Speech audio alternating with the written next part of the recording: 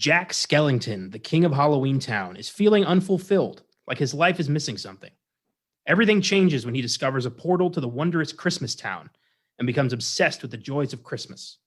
Jack becomes so obsessed, in fact, that he intends to take over Christmas from Santa Claus, inadvertently turning Christmas into a horrifying holiday full of ghouls and monsters. In what many consider to be Tim Burton's definitive masterpiece, this is 1993's The Nightmare Before Christmas. I'm Connor Eyzaguirre. I'm Austin Johnson. I'm Julie Cervantes. And this is Filmgazm.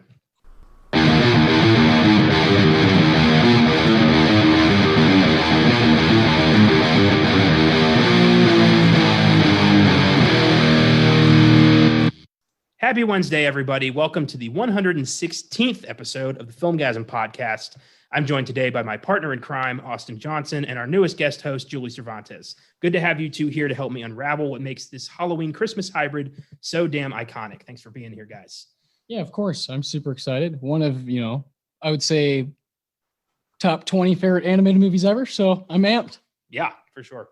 I'm really happy because this is my third episode and I'm starting to get a hang of it, and I really love animated movies. So oh yes. Right on. Well, this is, one of my favorites. This is going to be a fun episode here.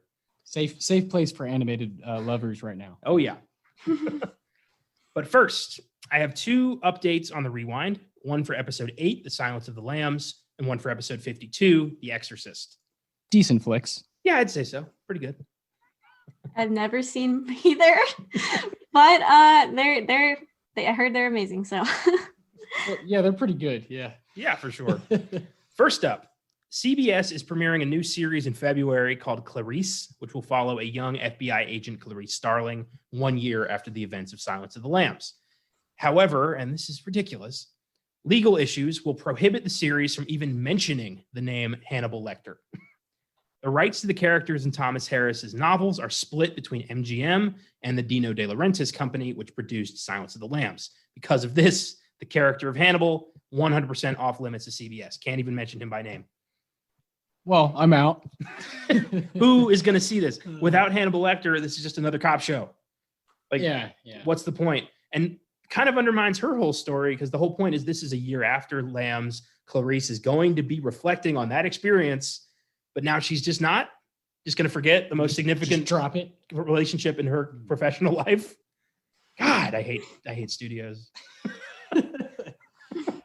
Yeah, that's not fun to see when, especially Silence of the Lambs, a dear film that we've gotten to do on Filmgazm and could pop up on Oscar Sunday that Best Picture win. Yeah, it's sad to see that kind of stuff. It feels similarly about Nurse Ratched, right?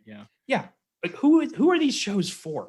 These TV shows made out of classic films that ignore everything great about the film. Yeah.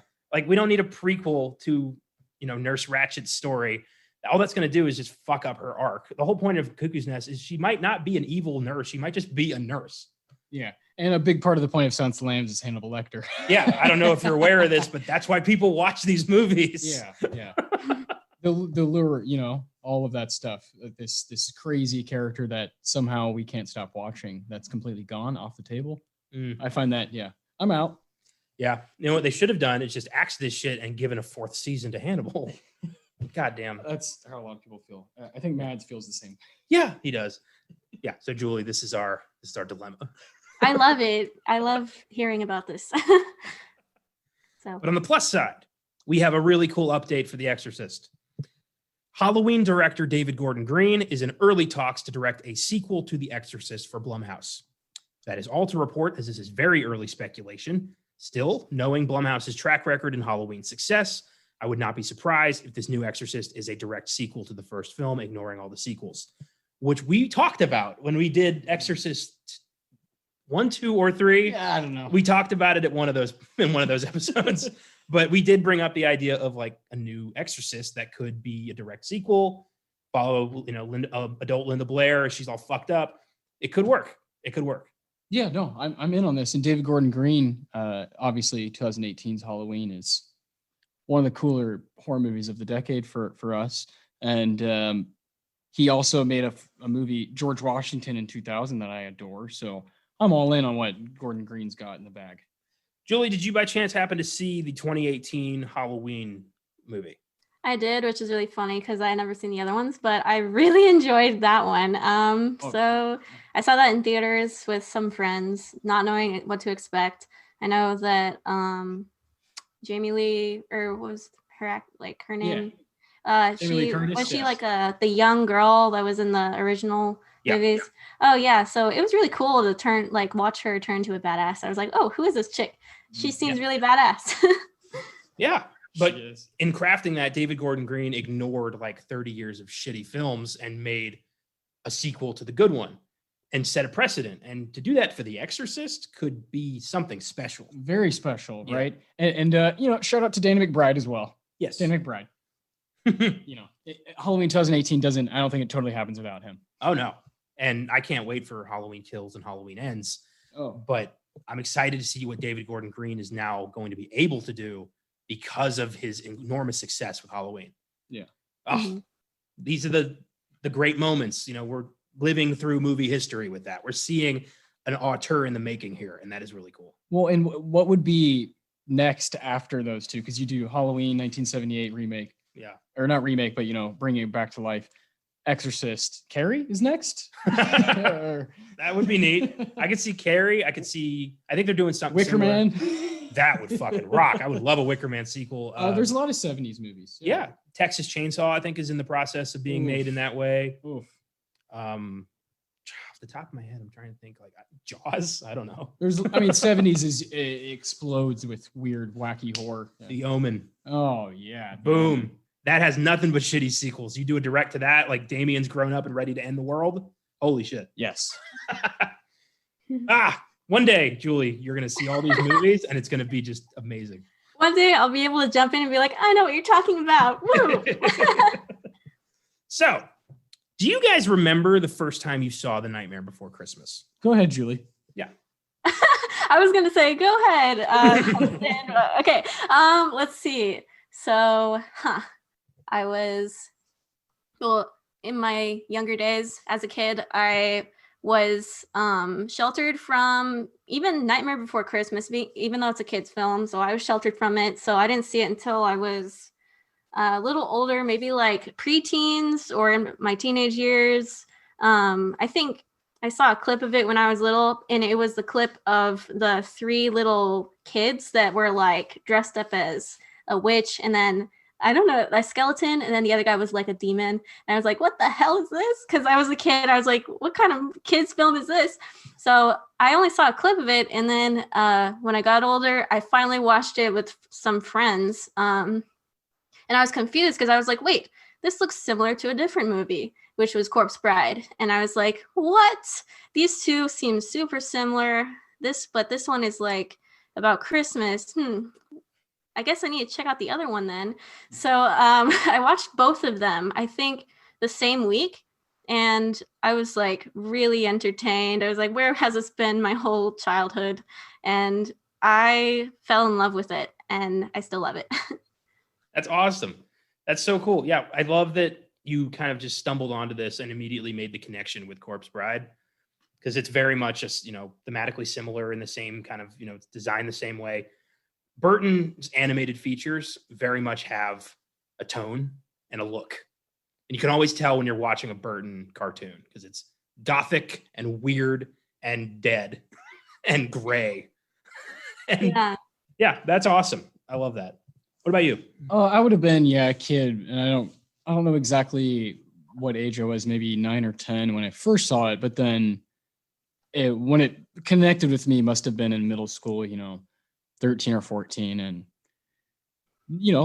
seeing stop motion in that way, that creativity with really good voice work and on the same level of the other stuff I had grown accustomed to seeing, like with Pixar and other Disney stuff, you grow accustomed to being great quality. But for the stop motion, this kind of obviously different and a little bit quirky and definitely meant to reach a certain audience.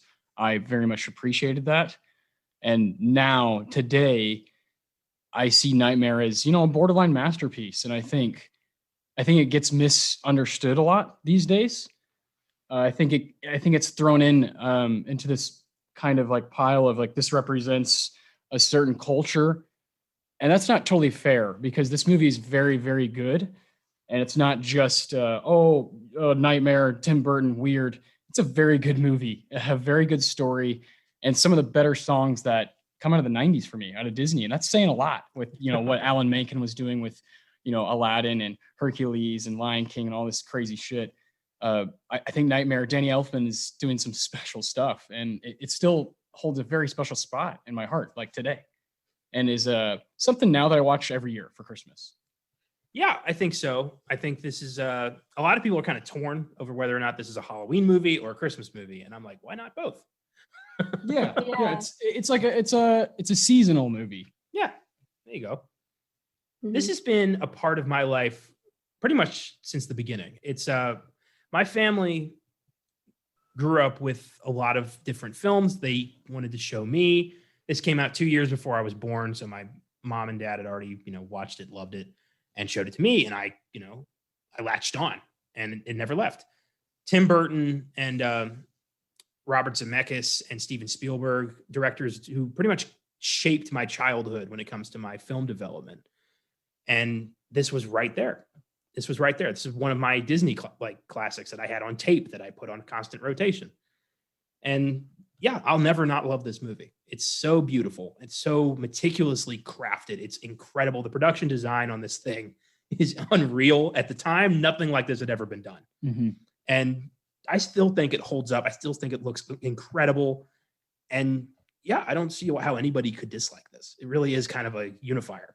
Yeah. Even though it is maybe seemingly for a specific audience, Mhm. I think it should reach everybody. Yeah. It's that good of a film. Yeah. Well, one of my favorite things about it is like the way that everybody reacts in Halloween Town. Like they're ghouls and goblins and they're freaky looking, but they're also really polite. Yeah. Yeah. It makes me laugh. Like when they accidentally kidnap the Easter Bunny, Jack is like, "I'm so sorry about this. We're gonna take you home. Like, Yeah. not intend Huge anything mistake. here." Like it's so funny. Things like that. Yeah, I think it should be considered a classic too, because whenever I'd hang out with my friends and we talk about Disney, Nightmare never came up. And I was like, but that's really good. Like, why are none of my friends talking about this, like when they talk about Lion King or all those other movies? Mhm. Because it's still equally as good. So Oh yeah. Or better. Yeah. I think it stands right up there with. I love Hunchback and I love Tarzan, but Nightmare's right there with those. It's certainly one of my favorites from that decade. Well, big thing about I think why people forget about this one is I think a lot of people don't know this is a Disney movie. Right? Yeah. Yeah. It's not like anything else they have done. At that point, Yes. this was weird. And Disney didn't do weird at the time. Like they took a big chance on this. Took a huge chance on this and then Toy Story 2 years later. God, the 90s. Unreal. Like everything they did in the 90s was like Sleeping Beauty, just spinning gold out of this. Or was that Rumpelstiltskin? I don't know. It's gold. A lot of spindles in fairy tales. I miss 2D animation. As much as we've evolved from 2D animation, I still miss it so much. And I wish it would be here still, but I know it can't be. It can be. I think that we forget. I think we're so hell-bent on progress that we forget that what's old still works. And I would love a resurgence of 2D animation. I think it's the most beautiful of Disney's work. Yeah, you know what works? Aladdin. You know what doesn't work? The most recent Aladdin. Oh my God. Well, I think the $1 billion box office gross might disagree with you there. Yeah, for legacy. Yeah. We're talking about, beauty, and we're talking about this 90s run. We're not going to talk about the live action run like that. No. No way. Yeah. We're not. That's a shame. Because animated movies rule. And this is the first one we've done on Filmgazm. For Disney? No, for animated. We did Onward. Oh, that's right. We Yeah, did Onward. we did Onward. Yeah. And we've done Beauty and the Beast over on Oscar Sunday, but we have just not done nearly enough animated movies in it. It doesn't really reflect our love for them. Well, when most of our episodes are chosen randomly, it's hard to plan those things. It is. But in the future, we'll see. I've got a lot of animated films in the book, and if fate willing, we'll do something. We'll get some more. Yeah. So The Nightmare Before Christmas actually began as a 3-page poem written by Tim Burton during his time as an animator at Walt Disney Productions in 1982. Mm-hmm. He was seeing he went to his local store. He saw the Halloween decorations being taken down and the Christmas decorations being put up. So he kind of put those two together and thought like, he'd intended to adapt the poem into a TV special narrated by Vincent Price, but also considered making it into a children's book and ended up not working with Price because his health was failing. He developed concept art, shared it with fellow animator Henry Selick, who would later direct the film himself. Burton had success with his 1982 short film Vincent, which I've seen at pre-show at Draft House a couple times. It's a very strange short film. Have you guys seen Vincent? I don't remember it. No.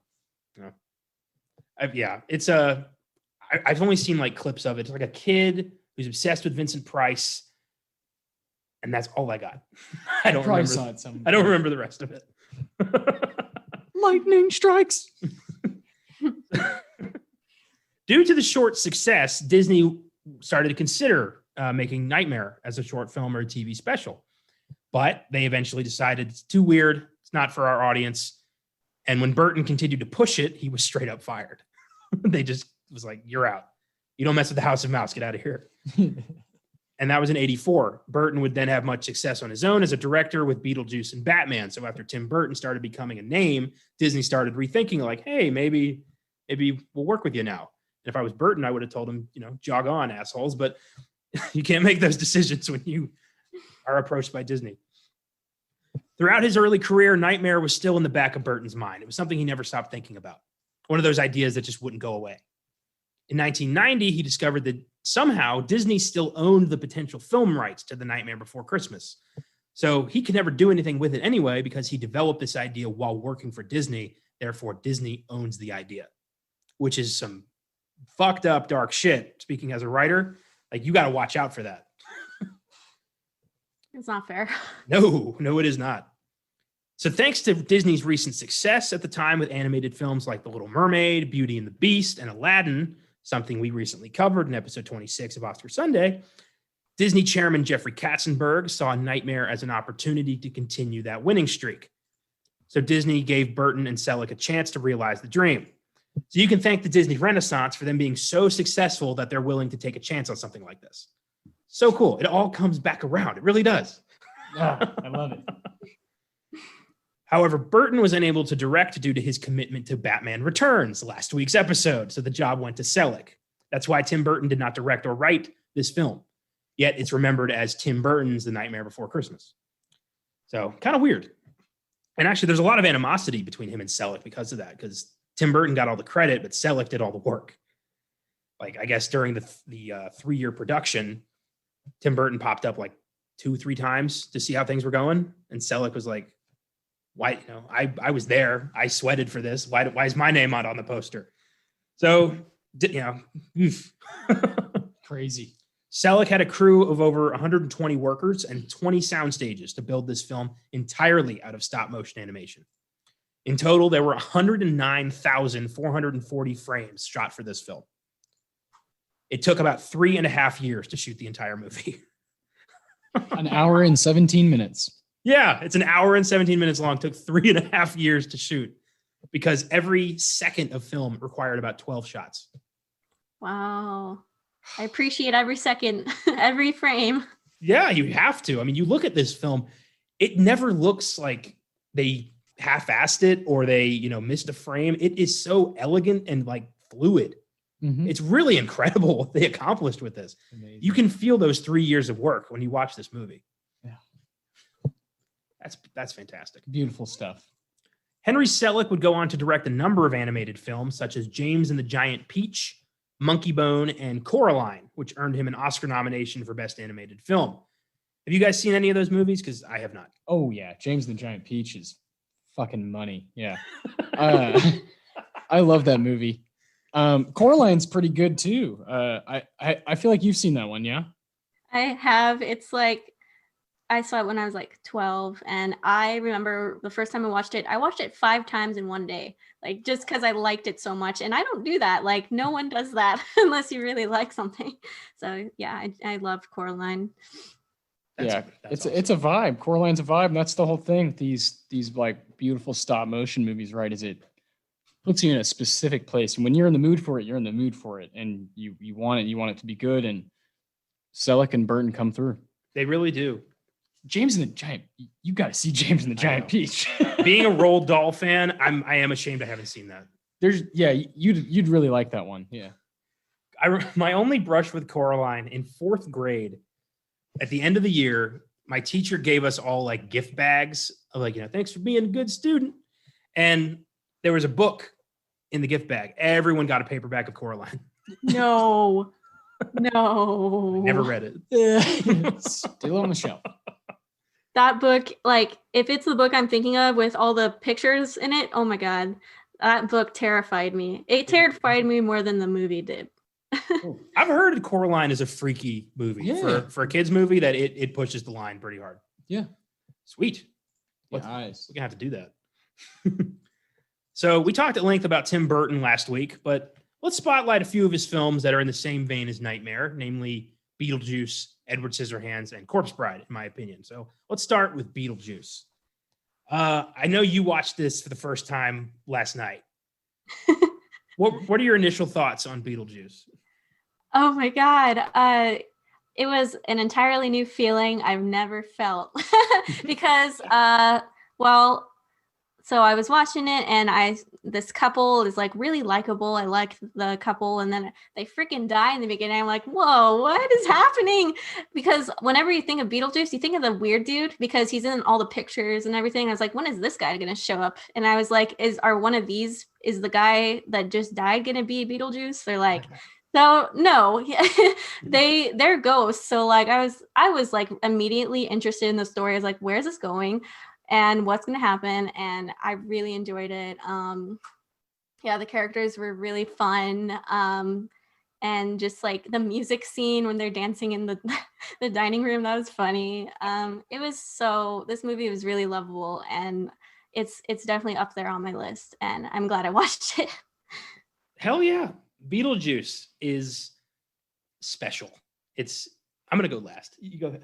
Yeah. I don't have a terrific amount to say about it. I agree with all those things, and Michael Keaton is the man. Of course, I spoke so much about Burton last week and my respect for that initial run through the 80s and the 90s, and Beetlejuice is obviously a massive part of it, and Scissorhands in 1990. And Batman being in 89 and Batman Returns in 92, this is a special time for this guy. And I'm really glad that you were able to see Beetlejuice, because I think it provides a very interesting look into Tim Burton, what he wishes he could do with people. He does in animated movies, right? And you can see him always grappling with the idea of how far can I push these humans to look, different and obscure and be lovable at the same time. And it's so cool. That dining room scene is my favorite part. So good. Beetlejuice. Yeah. It's a special film. That's been in my top 10 forever. It's the film that I credit as introducing me to Burton. It was this and Nightmare were kind of like neck and neck for me. And later, the Batman films. But Beetlejuice is funny as hell. It's Michael Keaton's performance is unreal. He is such a prick, such like the worst person. And I love the idea of a guy you can hire to get living people out of your haunted house. That is such a cool idea. And my favorite scene is when they first meet Beetlejuice, because he is not what you were expecting. And he's just like, he's like, who do I have to kill? Like, just straight up, like, what's going on here? He tries to seduce Barbara. It gets all pissed when they leave. It's just so perfect. Oh yeah, Beetlejuice is such a classic. It's special. Yeah, I was pretty surprised on the first scene when things start to get creepy. When they're trying to scare away the house, the people that are moving into the house. When she freaking takes off her face, I was like, whoa, what is this rated? Is this okay? So it's either R or PG. Let's see what it is. It's PG. And I'm like, what the hell, dude? If I was a kid watching this, I would never watch any horror movie ever again. Dude, the first movie quote I ever loved was "nice fucking model." Like that bit right there. I love that line to death. Unbelievable. I was like 5, 6 years old. Yeah. Yeah. I should not have been watching this movie, but PG. God, what you had to do to get an R before, well, that was post PG-13. What the fuck happened there? I don't know what happened there. I was just thinking that because that's the late 80s. Yeah, I don't know. PG-13 happened in 1984. So how did this not get? What happened? That's amazing. Oh, yeah. Beetlejuice is definitely getting its own episode in the future. I don't know when that'll happen, but it will happen. Of course. Yeah. That's just something that will come up. And when it does, it's so timeless that it doesn't matter, Yeah. Doesn't What's matter. the beginning of, a lot of motifs that Burton would use, like, the black and white stripes. Yes. Is in every film he's ever done. Yes. And I think it started with Beetlejuice. Mm-hmm. Like Pee-wee's Big Adventure does not count to me. No. But this was it. Yeah, we're starting with that run. Yeah. And that moves us to Edward Scissorhands. Yeah. Special film there. Yeah. This was a first time watch for me when we did the Vincent Price episode, because it was his final film. And you can tell how much Burton appreciated Vincent Price. I mean, it is literally Vincent Price passing the torch to the new weirdo, Johnny Depp.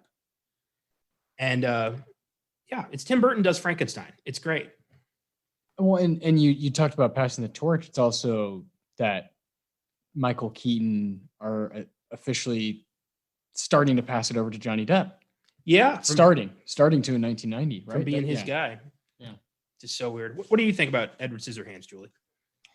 It's really magical and it's really surreal. And I love how it's like the castle is like completely different from the town. And it's like, you see that like sort of contrast, like with Nightmare, it's like you see the Halloween town and then you see the Christmas town. And it's like, I really love all the different colors he gets in his films.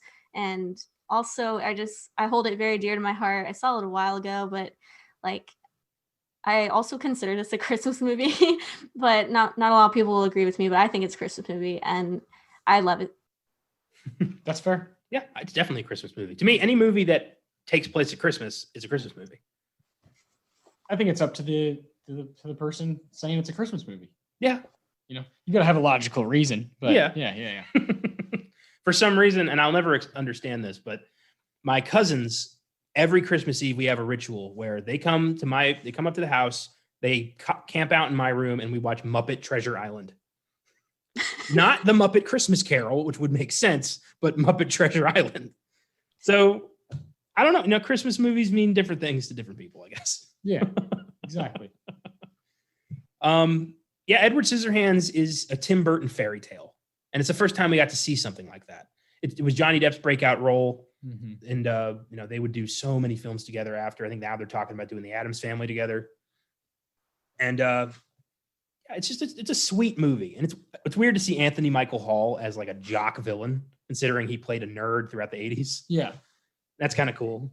And him and Winona Ryder, Johnny Depp and Winona Ryder just work really well together. Yeah. Work just as well as him and Helena. Yeah. Edward Scissorhands, brought a tear to my eye. It's a very sad movie.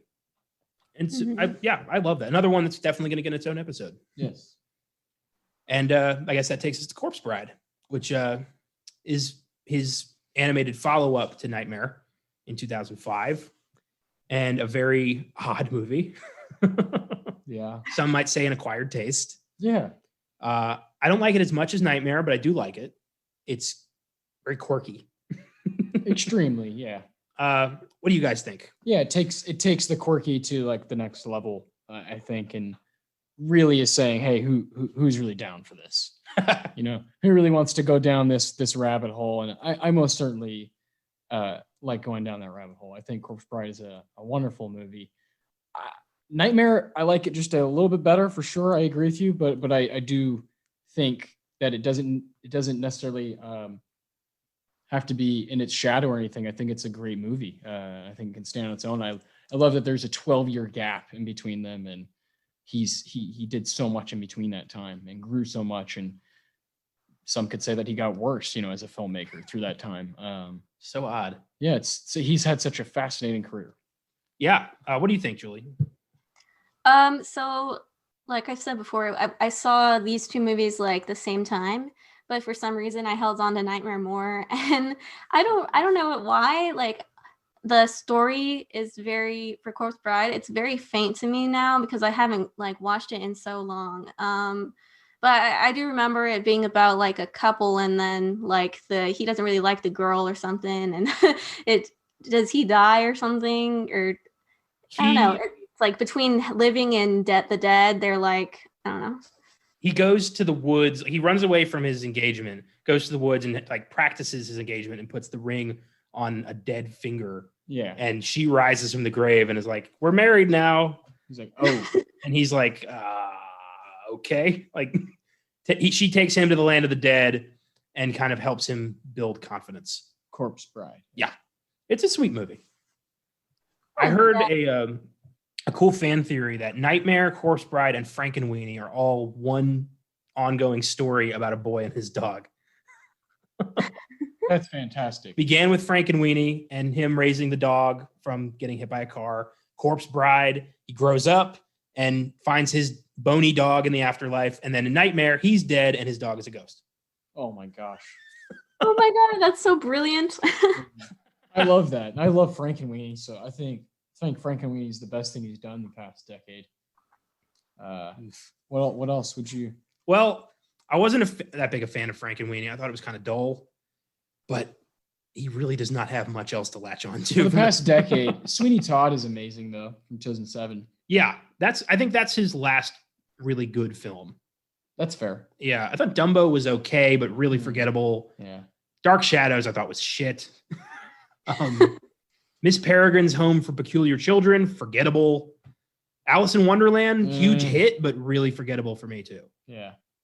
I don't know, something happened, man. He just like started remaking everything and lost his gusto. Yeah. Yeah. I don't know what it is. I just feel like those movies kind of lost their charm because you could tell that the style wasn't like the same as it was, I guess, because they're more advanced in their like CGI and everything. That's probably why I fell asleep during Alice in Wonderland. That's a great point. I think someone like Tim Burton, when he's working in the 80s and 90s, is like forced to really use, his creativity to be practical with the things that he has. And like you say now, Alice in Wonderland is kind of like a snooze fest compared to what we've seen him be able to do with all the colors. Yeah. Where it is, oh my God, this is fresh and I've never seen this. And he's clearly paying attention to every scene, every detail. And with the recent stuff, especially Wonderland, is like, what makes this any different than the CGI shit we see, in fucking Kong Skull Island or Jurassic Park or whatever it may be? I'm going to see Burton for Burton, not that shit, you know? You know what I mean? Yeah. That's why he was such a weird name to pick to remake Planet of the Apes. Like that's where it starts. That is exactly where it starts. That was the downfall for Burton. That's where it starts. Yeah, because right before that, it was Sleepy Hollow, and that is one of his top 5 best. That's a cool film. Yeah. Yeah. What and isn't what else is right there at the Mars Attacks is right there at the end of the 90s. One of my favorite movies ever. Like, what happened, Tim? Timmy. You can be better. There's still good in you, Tim. So let's talk a bit about the cast of Nightmare. Okay. So Oscar nominee Chris Sarandon voices Jack Skellington, the Pumpkin King. I know. Go ahead. Sarandon was nominated for his performance in 1975's Dog Day Afternoon, and he is a guy we practically fawned over in our Fright Night episode back in October. He's fucking Jerry Dandridge, the greatest movie vampire of all time. And he's also Prince Humperdinck in The Princess Bride, and he's the fucking best. The fact that he is Jack, come on. Speaking Jack, he's talking Jack. First, of course, oh boy, Danny Elfman does all the singing, but that kind of with Jack Skellington, it's not this crazy, monotone. It's kind of high pitched and kind of at times creepy, but also giddy. Yeah, it kind of calms me down. He's wondrous. He's like a skeleton who never lost his childlike wonder, and seeing him embrace Christmas is like, he's like in the What's This song, he's very much like, this is amazing. I've found my, what I'm supposed to do. It's a really cool performance. Yeah, incredible. Yeah. He's polite. to the Easter Bunny. He's scary. He can be friendly. He can be like frustrated. You could like, there's so many emotions he put into this voice, and like, yeah, he's just super charming in the way that he delivered this character. Even when he meets Santa Claus, who he just kidnapped, he's not like, I'm taking Christmas away from you. He's like, why don't you have a seat and I will take care of things this year? Like, he's very sweet about it. Oh, we're going to give you a break. Yeah. It's hilarious. And speaking of, Oscar-nominated composer Danny Elfman wrote the film's soundtrack, also voices Jack's singing voice, as well as the characters of Beryl and the clown with the tearaway face. Yes. Danny Elfman does wears a lot of hats for this film. And Elfman was nominated for Best Original Score 4 times for the films Good Will Hunting, Men in Black, Big Fish, and Milk. Jesus. So it's not just Burton he works with. He is all over the map. But he's composed the score to most of Burton's films, including Beetlejuice, Batman, Edward Scissorhands, Mars Attacks, Sleepy Hollow, Planet of the Apes, Charlie and the Chocolate Factory, Corpse Bride, Alice in Wonderland, Dark Shadows, Frankenweenie, Big Eyes, and Dumbo. Some of his other non-Burton scores include Spider-Man, Dick Tracy, Spy Kids, Red Dragon, Wanted, Hellboy 2, The Golden Army, Silver Linings Playbook, Oz the Great and Powerful, American Hustle, Avengers Age of Ultron, Justice League, and The Grinch. He's one of the best in the business, and I don't think he ever gets the credit he deserves. He's kind of known as the guy who does weird compositions, but look at that resume. Yeah, I actually had no idea the connection with David O. Russell. I had no idea. I never would have thought he'd be the guy who did Silver Linings and American Hustle. Yeah. But like, I think, his masterpiece for me is Batman. But oh my God, his Spider-Man theme is fucking gold too. Yeah, I agree. Oh, That's really amazing that he's done 2 just wonderful superhero soundtracks. Plus Avengers 2 and Justice League. Christ. Danny Elfman, the man. And I don't know if you guys know this, but he is also the lead singer of 80s band Oingo Boingo. Yeah, I read that. Yeah. They did the theme song to Weird Science. Fantastic. He's such an awesome dude. Danny Elfman I fucking love that guy. He's a rock star. He's one of the guys, this is why we do the podcast, this is why we shout out these people, is the lesser knowns, the guys out there that contribute so greatly to film. That's so much fun. He said writing Jack's songs, like writing the songs for this film, was the easiest work he's ever done because he identified a lot with Jack Skellington. Wow. I remember when I first listened to like his soundtracks when I was in like high school. The first thing that I was interested in listening to was the Spider-Man theme song. I was like, who did this? Like, because it's really good. And so I looked it up, and it's Danny Elfman. And then I went on to listen to the entire soundtrack. And I was so happy, like, listening to that. I showed it to my family, and they're like, what's okay? Because I was like the only person interested in soundtrack. So they're like, okay, you're showing me Spider-Man theme song. Okay, cool. I'm glad we all have each other now because I've been there too. I know how that goes when you get amped about just like something simple, just a piece of a score or whatever it may be, and you're like, your whole world lights up, and you just want to fucking kindle someone else's flame, and they don't want it. I'm gonna spotlight a little something right now. So something that I've been obsessed with lately has been Ludwig Göransson's score for The Mandalorian.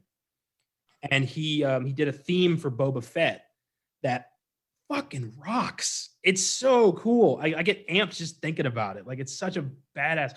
Yeah, movie scores rock. Yeah. Music's like uber important to, everything that happens in film, right? It's probably the more important art form, right? Music is everything, right? Sound and feeling and all of those things. And when it's done correctly, and people go above and beyond, like Danny Elfman, fucking makes the movie way better. Absolutely, man. It's fantastic. And his music of Nightmare, some of his best work. It is beautiful. You could say some of the songs are his masterpieces. Not just the songs, but the score. Yeah. It's fabulous. Well, Danny. Moving on in the cast, we have Catherine O'Hara as Sally, as well as Shock, one of the Boogie Kids. For years, I didn't know this was Catherine O'Hara. Neither did I. Last night, my mom just found out it was Catherine O'Hara. Well, it's a great performance. She totally, immerse herself into what's happening. And Catherine O'Hara is someone that I would know from like, fucking Orange County with Jack Black and Colin Hanks, Yeah. really random things. And you just, whoa, she did that in her younger years? Wow. It's really a remarkable thing to see on IMDb. Yeah. O'Hara is a longtime comedic character actress who has appeared in such films as Home Alone, Beetlejuice, Best in Show, A Mighty Wind, Frankenweenie, Orange County, and she recently won an Emmy for her role as Moira Rose on the TV series Schitt's Creek. Bam. Wait. Orange County. This lady did Sally? Yes. Or- what? Lydia Dietz. No, not Lydia. What's the mom's name?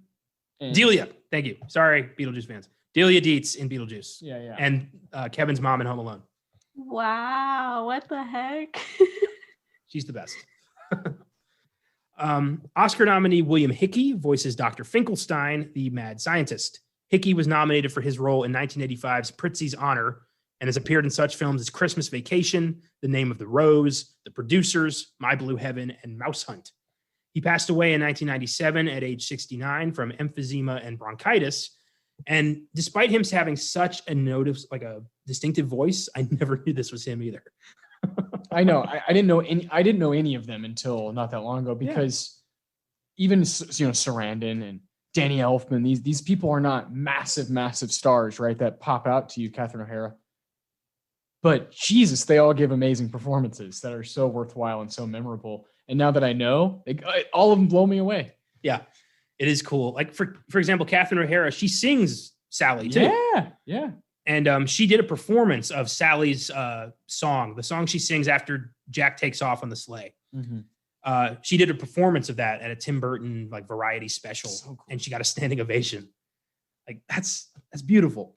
Catherine, cheers. And William Hickey, I think, is an underappreciated character actor. I always loved him as Uncle Lewis in Christmas Vacation. Mm-hmm. That's great. Good shout. And he's great as Dr. Finkelstein. This just, mad scientist who doesn't want Sally to leave. Oh my God, yeah. That character is so massive for this film, and how short it is. These 90s movies that we were talking about, the 90s Disney ones, hinge a lot on the villain being heat check, come in and just be amazing right away. Mm-hmm. And all of those movies, including Nightmare, have that performance. It's Yeah. really cool. Within a movie that is already so dark, this guy kind of takes it to the next level. I don't consider Finkelstein the bad guy, though. I think he's just kind of a cranky old man. Like, he's not trying to hurt Sally. He just doesn't want to be alone. He's pretty manipulative. I find him to be a little scarier than some of the other people. I wouldn't want him around anybody that's special to me, any of my loved ones. Fair enough. I don't know. I've just always... He'll swap their brain out. Fucking crazy ass doctor. Fair enough. Maybe it's just because the other bad guy is so good that I just don't see Finkelstein in that role. And we'll get to him. Yeah. Well, yeah. Best character. Oh, yeah. Character actor Glenn Shaddix plays the two-faced mayor.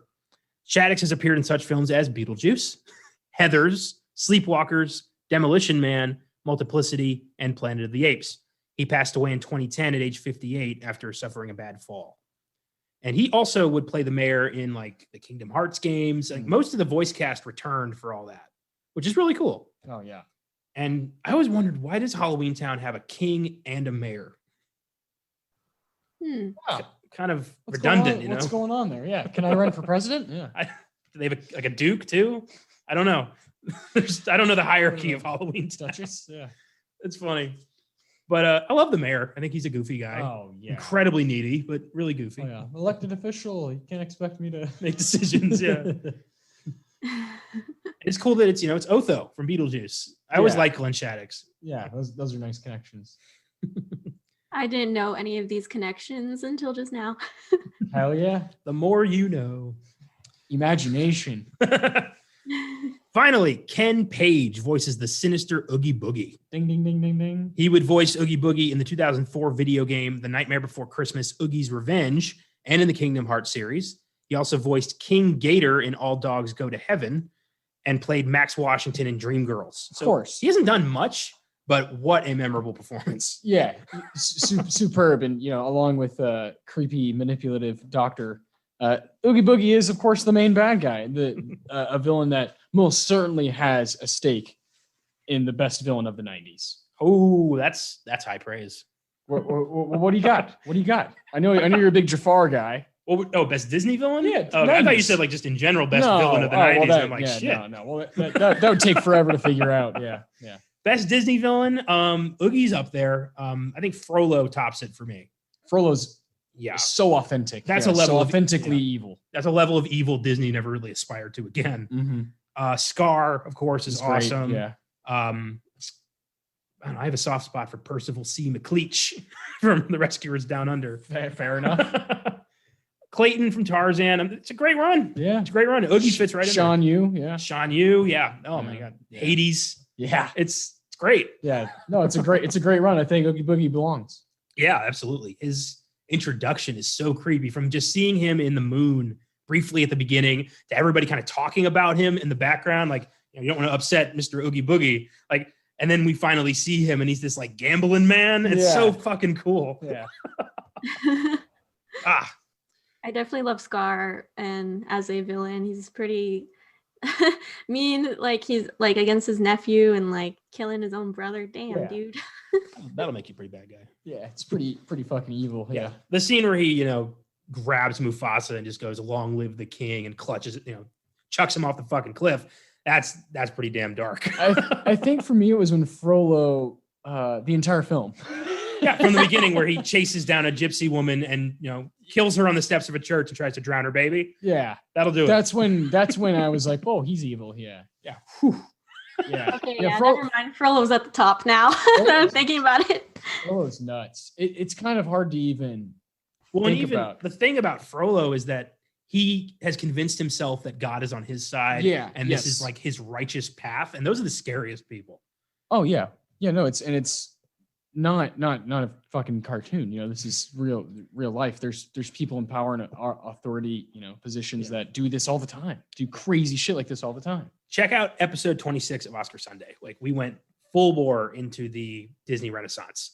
Yeah. And I did not expect to be going back there, but it is weird how this, this film is like exists because of that. Yeah, it starts right in the beginning of that. We look at, especially for you, I know you're a huge Aladdin 1992 and Lion King 1994. Nightmare lies right in the middle of those two, and that's very special. Yeah, fantastic. So The Nightmare Before Christmas has an IMDb score of 8.0, a Rotten Tomatoes score of 95%. It was a big hit, grossing 91 million on a budget of 18 million. It was nominated for only one Oscar, Best Visual Effects, which it lost to Jurassic Park. And I take issue with that. I mean, Jurassic Park's visual effects are amazing, but this entire movie is an amazing visual effect that never stops. And if there had been a Best Animated Feature category at the time, this would have swept that. The fact that Elfman was not nominated for score or song is fucking criminal. Yeah. And yeah, beautiful. I would think, screenplay nod.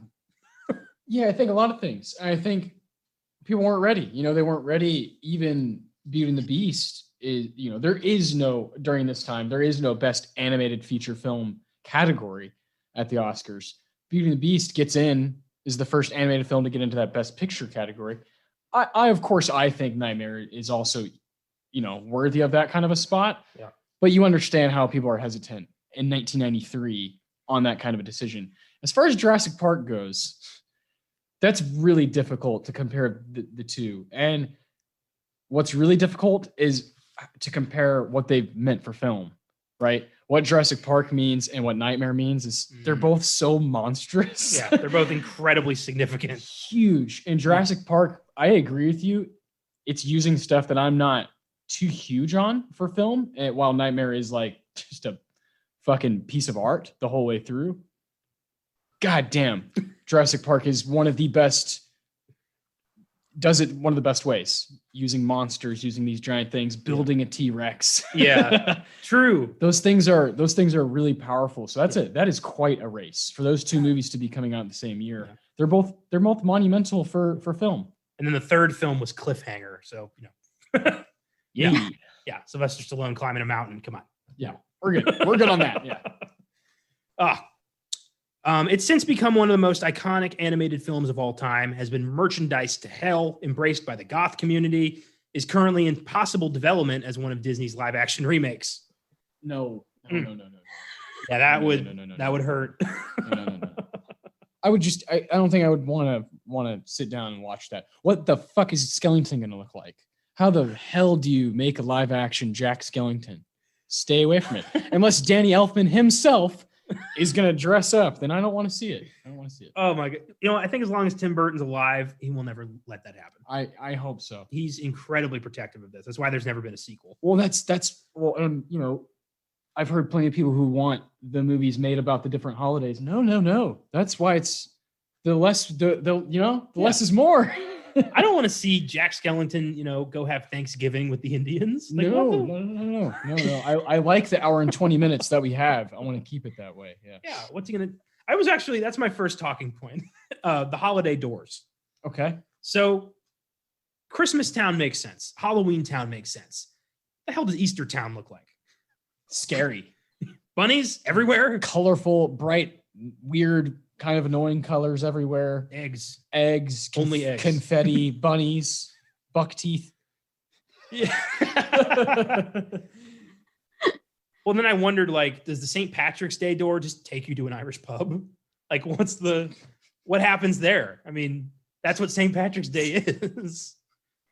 Yeah, I don't think that they should have even had doors, because Halloween and Christmas are probably the most largest holidays ever. So why would you compare that to those holidays? It doesn't really make sense. But I guess it makes sense to the story. It's saying there's different different groups of people that celebrate different things, and it's I don't know, if there was just a Christmas store, I don't know how that would affect the story and the setting and stuff. Well, they could have just done, Jack takes a walk and ends up in Christmas Town. They didn't have to be doors. Yeah. Because all that does is, bring up a whole bunch of implications. Like, is Valentine's Day door just like an island, like a fantasy island of just people doing whatever they want? Yeah, I don't know. I think there's serious intention there, and I thought about it a lot today, actually, at the doors. I think Julie hit on it when she said that it just kind of represents that people will want to stay where they're from and kind of not worry about anything else. Yeah. And a lot of people in Halloween Town, they're very polite, they're very nice, they're very, but they're naive. Yeah. And they don't know what's going on out there. They have no idea what the bigger picture is, right? Yeah. And I think that's a good symbol for how a lot of humans work. They just want to kind of, float by, go under the radar, and just kind of keep going and just kind of going by, and don't want to have to, confront anything or deal with anything. And you can't blame people, And I think the doors just kind of represent just different groups of people, like Julie said. That's a good point, guys. I like that. True. And at the same time, I think that the way the Halloween guys kind of embrace Christmas is in good spirits. Yeah. They want to do a good job, but their background doesn't have joy in it. It doesn't have cheery, Christmas cheer. It's horror. Yes. And you can't do that. Short of Bob Clark's Black Christmas, you can't do that. And Bobby Clark. But I think that doing that kind of sends off the wrong message of know what you're good at and don't try anything else. Which is a little fucked up. Very, very. But I don't know. What do you guys think the message is of this film? Jesus. Wow. That's really hard. That's really difficult. I do think at the end, I think it's very explicit at the end that above all else, love is mostly the strongest thing. That's true. In most scenarios, love will conquer and figure out each scenario. Yeah. And I think Jack and Sally ultimately it's a love story ultimately, but I think there's so much symbolism within the movie. And you brought up how it's not a good way to teach people that, but that's that's how I'll just say it. That's how Americans are. If they go over to Germany, they're just not going to know how to operate, how to exactly approach this culture, and maybe maybe, not know how to offend them sort of thing. There's just differences in cultures. Yeah. Maybe they go to somewhere else in the world. I think people just don't know, and they don't know if they're offending someone sometimes. And I think in Nightmare for Christmas, like, even though they don't know how Christmas is, because joy, like you said, isn't a part of who they are. I think that's symbolism in itself for how humans just kind of interact and don't know how to deal with other people's cultures and don't want to take it on or confront it. Yeah. It's not a good thing. Yeah, I really like that. I think for me, I think the message is just stay true to yourself. Be open to other things, like be open to trying new things. Like with me, I have never tried to be into horror as much as I'm trying to be into it right now.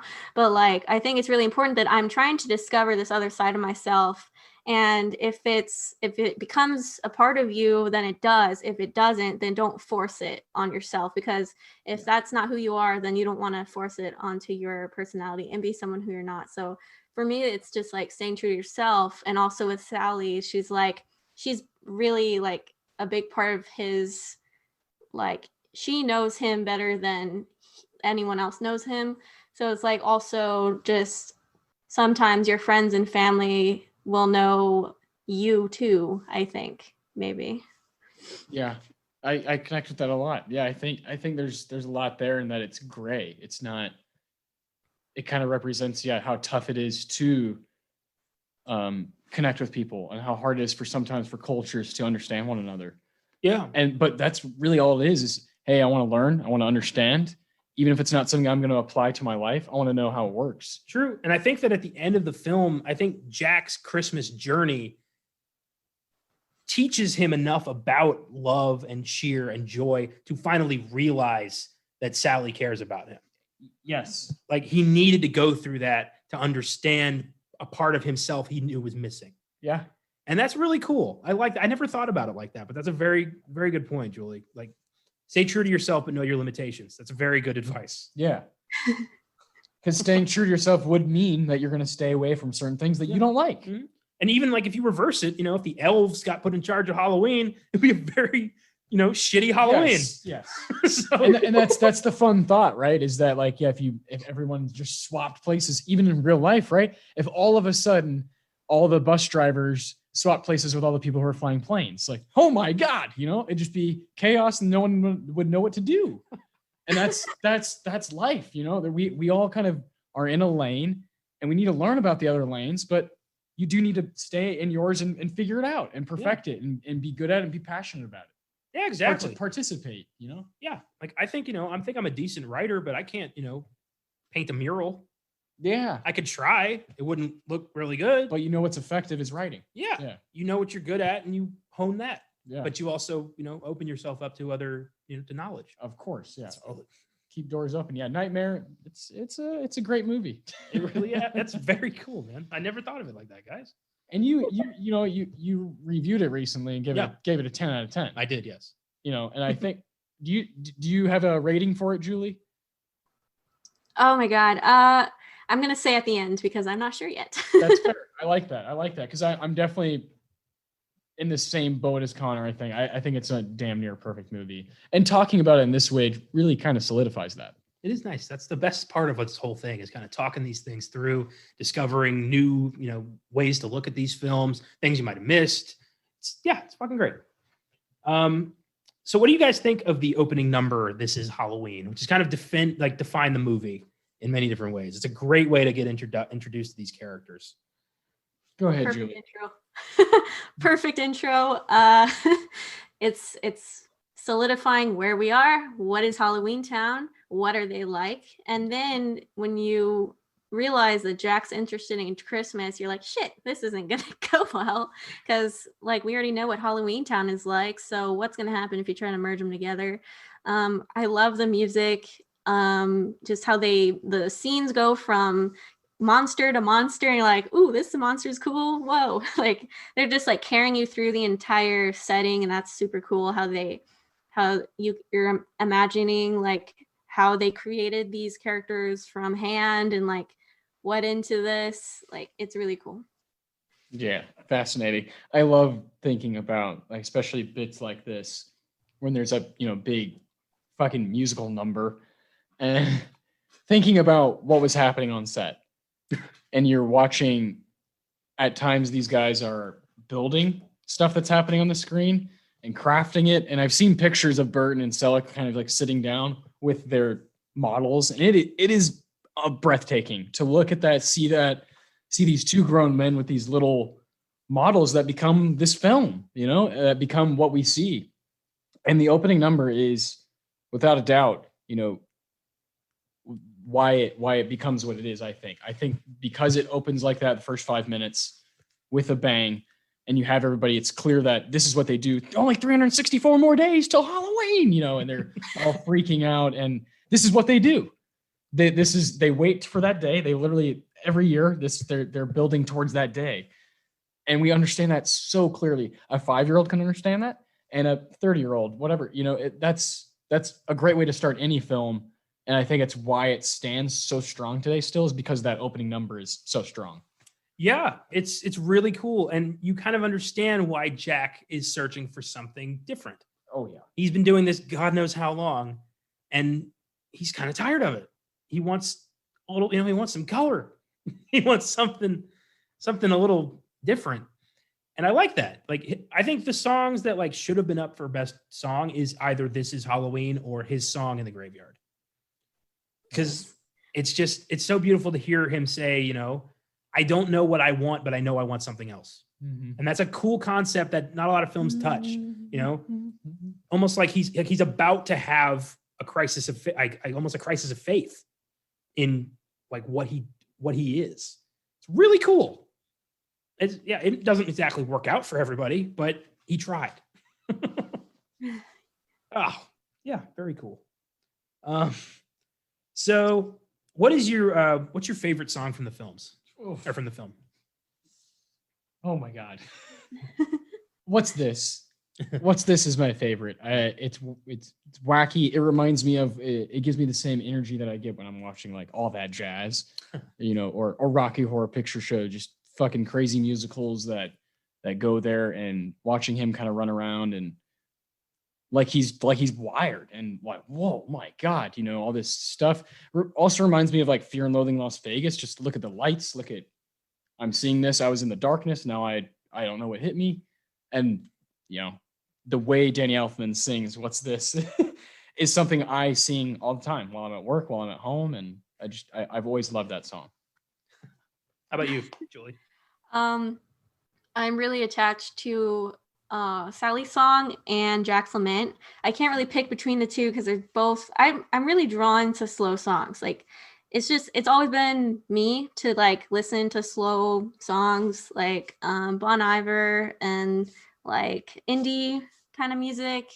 And same with like the soundtrack stuff that I was telling you guys about. Like, whenever there's a slow soundtrack theme or something, I'm always drawn to it. So I really like Sally's song, even though it's super short. I think it was really beautiful, and I really like Jack's Lament and how I don't know, it's amazing. Yeah, there's songs that kind of define the two characters, and I totally get why you love those songs. That's great. I've always kind of been drawn to villain songs. Yeah. And songs that, the bad guy kind of defines their plan and like their identity. I love, Be Prepared from The Lion King. Jafar doesn't really have one. No. Frollo's Hellfire. Yeah. Like songs like that. And the Oogie Boogie song is gold. Oh, yeah, with the roulette, behind him. Yeah. The slot machines and the dice and Santa in like pure hell. Like, yeah, Santa Claus of all people. And Oogie Boogie just popping up like, oh, I'm gonna fuck you up. Like it's that song. Like, you don't even know what's about to happen to you, Claus. Like, it's crazy. And Ken Page does it so well, and it really like cements who this guy is, the Boogeyman. It's so cool. It's a great way to kind of do a fresh take on the concept of the Boogeyman. Oh yeah, and just like a fucking stitched up sheet filled with bugs. That's what he is. Yeah, dancing around, gambling, smoking. God, he's thinking about for a minute, on paper here, Tim Burton, when he's thinking, writing this stuff is like, for a minute there, it is, you brought up like hell. Like for a minute, it is Halloween versus Christmas. Yeah. Like it's like, fuck you, Christmas. I'm here to take your shit. You know, I'm the evil holiday. And you know, I would be silly to not admit that I kind of dig that. I kind of stand with that. I'm kind of like, yeah, Christmas is bullshit compared to Halloween. Sometimes I don't always think that way, but I definitely connect with that. And I think, you know, I think horror fans connect with that. I think, you know, I think a lot of our listeners would be like, yeah, I like Halloween a lot. Sometimes Christmas gets totally overfluffed and people lose the meaning completely. Halloween, on the other hand, is all about trick or treat. Everybody knows what it's about, you know? And I love that. I love seeing Oogie Boogie kind of be in charge for a minute. It's cool. Can we just take a moment to reflect? So our three Filmgasms for December were Krampus, Batman Returns, and The Nightmare Before Christmas. Three of the most cynical Christmas movies ever made. Three movies that basically say like, yeah, Christmas is kind of shit. Yeah. Bullshit. That's amazing. Yeah. God, we have something to reflect on. We gotta think about ourselves. No, man, that's the film. That's the Filmgazm way. What we do is horror. That's what we, you know, during Halloween, we flourish. During Christmas time, we have to bring up, you know, the kind of weird stuff, you know, to feel normal. Hey. Oh, that's great. Yeah. Julie, what do you think of Oogie Boogie? I love hearing you say his name, Oogie Boogie. It's Yeah. catching name. Oogie. He's such a character. Like, I wasn't expecting him to open up with lots of bugs coming out of him. I was like, whoa, dude. I also am a fan of his song, and I think I agree with your love for villain songs too, because you mentioned Hellfire. Bro, that song is amazing. And then I also love Be Prepared in Lion King. Yes. So yeah, he's a really cool guy. And I watching this again, I forgot what happened at the end, and I was like, oh my God, Jack's actually going against the Oogie Boogie guy. I forgot. I thought that at the end he loses to Christmas, and then that's the end of the movie. But I forgot that he had to save Santa and everything. So yeah. Well, Boogie, like, he's so scary that even the people of Halloween Town are like, this guy's not to be messed with. Yeah. Like, he will ruin you. And I want to shout out one more Disney villain song that I don't think gets enough love. Poor Unfortunate Souls from The Little Mermaid. Yes. Yes. Poor unfortunate souls. Yeah. That is such a cool song. Yeah. Anything else that we're missing? I guess not. There's a few, like, let's see. Let's look back. On villains. Let's think about it. Well, there's nothing really in Hercules, right? Nah. Hades doesn't have a really. good song. Hades doesn't sing. And Tarzan, no, Clayton doesn't really have. Tarzan's not a musical. It just has a great soundtrack. Yeah, Phil Collins just shreds that shit. Mulan, Sean Yu doesn't. No. We kind of pointed them out already. Yeah, that's kind of. It really is. Hellfire and Be Prepared are kind of like the two best ones of the decade, I guess. Yeah. And then Oogie Boogie. Yeah, then the Boogie song. Oogie. That's great. Yeah, I'm trying to think of like other musicals, or Yeah, like, are we forgetting something? would you count Pretty Women from Sweeney Todd? Oh, Beauty and the Beast.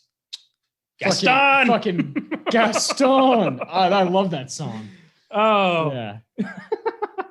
such a self-serving. Gaston. Yeah. No, that's a great song too. But no, yeah, we got everything else. That's cool. That is cool. 95.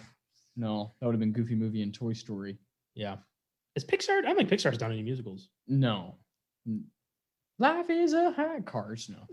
Yeah, I know. I'm just fucking around. Rascal Flatts. Shout out. Oh God. Yeah. No. We really kind of picked him out already.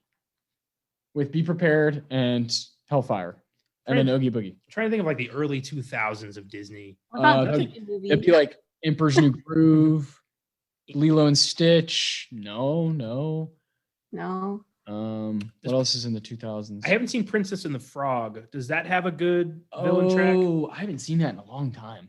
It does. Yeah. All right. Cool. I don't think it's very like it's harder to sing to that one because the words are like harder to less catchy because the other ones are very easy to sing to. So Oh yeah. Okay. Neato. Hellfire. Yeah. I've got another Pretty one. easy. I've got another one. Trust in Me from the Jungle Book. Oh, nice. Yes. That's old school. Yeah. Or I Want to Be Like You, King Louis. Yeah. Jungle Book. Love it. All right. Well, a couple other things I wanted to bring up from Nightmare. The scene where Jack is kind of experimenting with Christmas to try to find like a scientific, logical explanation for Christmas. And he's like, he boils a candy cane and shit. I love when he tries to cut a snowflake and he makes a spider. Can't help Like, it. that's the best way to describe, he can never be Christmas. Halloween is who he is. And even when he's trying, he'll always be a spider. He'll never be a snowflake. Wow, I like that. Jack Skellington, spider, not a snowflake. If your name is Jack Skellington, you have a destiny. Yeah. No kidding. Well, yeah, especially if you go by the beginning in Frankenweenie, you definitely have a destiny. You don't get to be Father Christmas if your name is Jack Skellington. Oh boy. So when Jack finally does deliver Christmas, shit gets bad real fast. I think the kid who gets the giant orange worm is never going to be okay again. Yeah.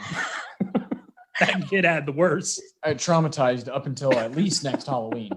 But just him freaking the hell out while this giant snake worm is eating his tree. It's so horrifying. Oh my God. Oh boy. Oh man. But yeah, I love that the people of whatever land this is, take Christmas so seriously. They are shooting artillery at a possible Santa imposter. Like they are trying to bomb him out of the sky just because they think he's ruining Christmas. Yeah. So much for joy. My God, I love that. Oh boy. So after Jack figures out, well, I shouldn't have done that. And decides I should probably go save Santa Claus, goes down there. And it is very much like a my bad moment. Yeah. Hey, I'll make up for it. It's not like a gradual realization. It's like, yeah, that was bad. I shouldn't have done that. And even he's like, yeah, that's right. I'm the Pumpkin King. Halloween. It's who I am. Why did I try? He really has like this was pointless. God damn it moment. It's so funny. But he goes to go get Oogie, and I love their little fight and how he defeats Oogie. It's so gross.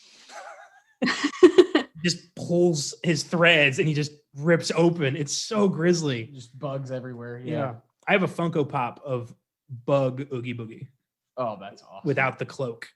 That's fantastic. It's gross. But him, screaming, "My bugs!" It's so freaky. Like for kids, that's pretty gross. Yeah, pretty gruesome. You can understand why. There's the studio had its, Disney is like so family friendly until it comes to the death of the villain. Good God, do they go hardcore every time? I mean, Ursula impaled by a pirate ship, Gaston hurled off a castle, Jafar sucked into a lamp, Scar eaten by hyenas, Frollo falls into hell itself. Jesus Christ. Guy from Tarzan being hanged. Yeah. Shan Yu blown up with a firework, Syndrome from The Incredibles sucked into a fucking jet engine. Yeah. I brought this up before, I think Disney with Pixar, I think the darkest thing I've ever seen on paper is in the beginning of Finding Nemo. Yeah. About 100 babies die and a mother, and it leaves a father and one son to just kind of, deal with that. One son with a physical defect. Yeah. Yes. Yeah. Who doesn't have a fin that a fin that doesn't work all the way. It is like, that is a brutal story on paper. And, Finding Nemo is a wonderful movie, but they most certainly know how to just kind of rock you. Think about just Inside Out. Ooh. Just what they're doing there, right? Just the idea of it is, whoa. And Soul, I'm not ready for Soul. That's going to hurt. Soul is going to hurt. I'm not ready. I'm not ready for it because they do this. They deal with death in ways that very few movies know how to do. Yeah. And Disney's done it multiple times. For kids, yeah. I mean, have you ever heard the saddest fan theory of all time? Let's hear it. That Finding Nemo does not exist and Marlin thinks he exists so he can cope with the death of all of his kids and his wife. That there is no Oh. Nemo. That is some sad shit. Yeah. I refuse to believe that. Marlin is a great father. Yeah, I agree. That's too sad. Dory's the one who's not, all the way there. Yeah. Jesus. Shit. But yeah, it is weird that Disney is willing to they have rules about what they can show, what they don't want to freak out kids. But when it comes to the death of the villain, anything goes. Well, and not just the death of the villain. You brought up something else on episode 26 of Oscar Sunday was with Lion King. You said it was the first time that you, as a fan of movies, as just a kid, confronted death, and we're confronted with it when fucking Mufasa dies. Yeah. And the way they handle that, the way you just see it happen, and the way you see Scar be this conniving bitch, and then Simba's just left there to fucking just wander around. That is wild to see. Obviously that came out before we were born, but when you see that as a child, it really forces you to kind of process things. Yeah, like Disney is part of our DNA. It's heavy. It's heavy stuff. I talked about that in my review for next week's episode, where I talked about how, Disney films for a lot of us are the first films we ever see. Yeah. They're okay for kids to watch. So when you have heavy-handed themes like that, it forces kids to have to process that and understand them in a way that, their mind has to kind of create. And next week's episode did that in a very bad way. And we will talk about that next week when we get to the end of the episode. Oh yeah. But yeah. So are there anything else you guys want to bring up on Nightmare? Spectacular movie. I'm glad we got to talk about it today. Hell yeah. Yeah, I'm glad I got to rewatch it and re-experience, and knowing that it's all stop motion, and just I was just taking in all the colors, and it was really fun to watch again. So yeah. Right on, man. Right on, guys. Good job. Here's some Filmgazm facts. Number 1, in 2001, Walt Disney Pictures began to consider producing a sequel, but rather than using stop motion, Disney wanted to use computer animation. Tim Burton convinced Disney to drop the idea. Quote, "I was always very protective of Nightmare not to do sequels or things of that kind," Burton explained. Jack Visits Thanksgiving World or other kinds of things just because I felt the movie had a purity to it and that people like it. That's admirable. Not a lot of filmmakers have that kind of integrity when it comes to films like this. Usually they're like, fucking, yeah, give me a number and you can sequelize whatever you want. But Burton's like, nope, mine. I like that. Yeah, and leave it as is. Yeah. He doesn't even want to mess with it. No. Robert Zemeckis is the same way with the Back to the Future films. Universal has been trying to get his okay for a fourth movie or a remake for years, and he's like, over my dead body every time, which is upsets me a little because he is getting up there in age. And I know that as soon as he's gone, Universal's greenlighting that shit. Yeah. It's unfortunate. I really like how people like that, you can tell that they truly take pride in their art, and I wouldn't want to change anything of mine. If someone wanted to give me any money for it, hell no, that's my baby. Why would you try to alter it? Yeah, exactly. It's, integrity is a thing that is very difficult to find in Hollywood. And it's cool to see it when it does happen. Number 2, according to Henry Selick, Vincent Price was originally cast as Santa Claus. However, after the death of Price's wife, his own health began to fail and his voice performance was very frail and weak. The tracks were deemed unusable, which led, much to Selick's regret, the role being recast. And it was a local voice actor named Edward Ivory. The film premiered at a film festival on October 9th, only 16 days before Price's death, and was released on a limited basis 4 days later. The film's first United States wide release was October 29th, 4 days after Price passed away. So this could have been Vincent Price's last performance, which would have been pretty cool for Burton. For him to be Santa Claus. For Price to work with Burton again on a stop motion Nightmare Before Christmas movie. Yeah. Considering the first stop motion thing that Burton did was Vincent, an ode to him, to Price himself. This would have been just, an incredible moment. It's a damn shame. I love Vincent Price to death. Oh yeah, he's wonderful. Number 3, Oogie Boogie was originally intended to be Dr. Finkelstein in disguise. Reportedly, Tim Burton was so infuriated by this idea, he literally kicked a hole in the wall. And that would have been stupid. It wouldn't have made any sense. Just the sheer size. Yeah. How do you explain it? Well, the whole idea was that Finkelstein was doing this because he was jealous of Sally's love for Jack. Yeah. And but it turns that relationship into something way creepier. Yes. This would have just really ruined the movie. Yeah, I agree. The only thing that sounds like that would make sort of sense is the fact that he's a doctor and he makes stuff. So what if he like made himself kind of out of these bugs or somehow? That's the only thing that I could see them being connected. But other than that, no. Well, they could have done something like Oogie Boogie was a failed experiment of Finkelstein's that got out of hand or something like that. It could have worked.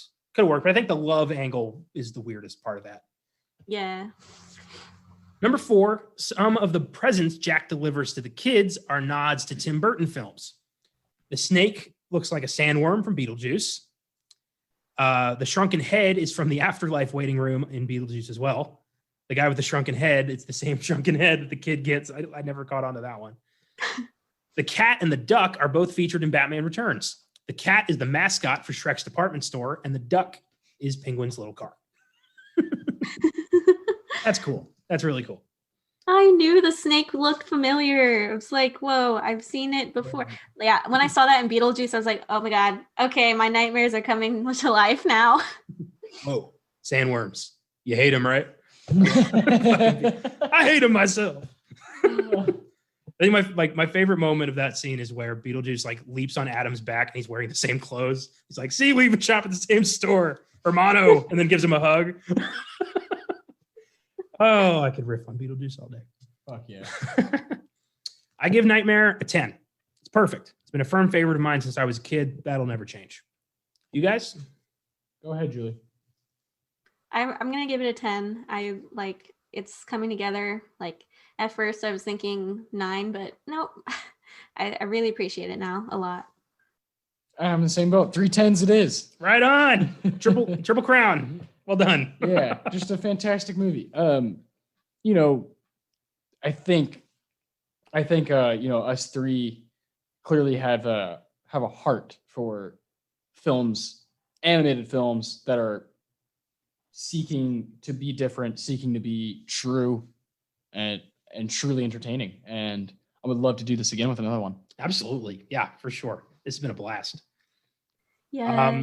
Yeah. So I want to thank Julie for joining us today. If you like this podcast and want to see it grow, feel free to donate anything you like to the podcast. Every little bit goes right back into the show, allows us to make the show better. If you would like to donate, head to the Filmgazm podcast page on whatever your podcast platform is. Click on support this podcast in the description and donate whatever you'd like. We greatly appreciate it. Next week is going to be our final Filmgazm of this god-awful clusterfuck of a year. So we're going to be discussing a film that has been all but erased from existence, save for a very few copies, one of which I stumbled upon by accident. It's the 1946 tone-deaf Disney disaster Song of the South, which features Disney's unique, whimsical take on slavery in America. It's a film that Disney has worked very, very hard to wipe from the face of the earth, but thanks to a few forward-thinking people, there are copies scattered across the internet. We'll be diving into Song of the South, as well as Disney's bizarre legacy of racist caricatures throughout their 20th century films. Until then, remember not to accept any gifts from Santa if he looks like a skeleton, and never gamble with the boogeyman. Don't miss our Best Picture showdown with The Apartment on Oscar Sunday, and we will see you next Wednesday. Peace. Bye.